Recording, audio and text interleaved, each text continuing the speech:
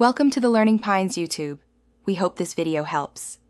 In this video, I will explain how to file an amendment with H&R Block. First, you need to decide if an amendment is actually required for your tax situation.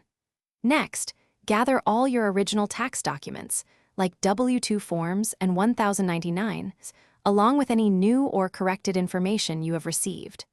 Finally, log into your H&R Block account to start the amendment process. This ensures you have everything ready before making any changes.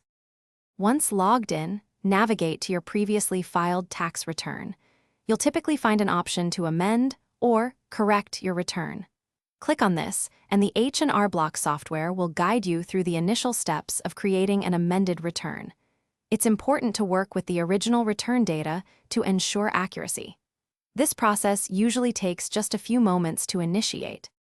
Now, carefully enter all the new or corrected financial information into the appropriate sections. The H&R Block software will automatically update your tax forms, such as the 1040X, as you make changes.